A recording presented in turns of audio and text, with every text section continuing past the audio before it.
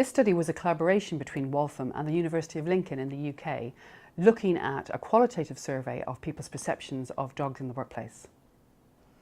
The major findings in this study were firstly around mood, and what the study found was that people had the perception that if they were allowed to have their dogs in the workplace, that their mood would be better, that it would be lifted, and that would have an impact probably on productivity. And then secondly, they found that there was an effect on stress and anxiety, that would be lower was the perception if the dogs were with them.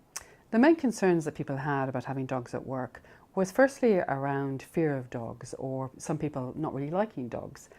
And the second one was around the potential for pet allergies.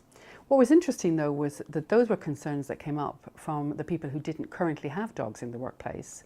So it was sort of hypothetical, what might be the issues that might arise. But in fact, for the people who were asked who already do have dogs in the workplace, they didn't come up as issues. And so it's not clear really, how big a problem those would be.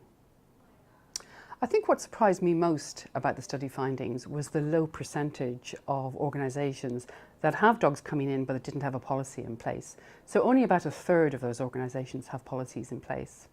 And I think it's very important to have those policies because good policies are really important for being able to address some of the negatives. Mara's pet care policy for dogs in the workplace is that we have a global programme where associates are allowed to bring in their own dogs into the workplace and just work beside them. And we believe that that's better for the dogs as well as being better for the people. I think these findings could really help employers thinking of this because it can act as a real resource.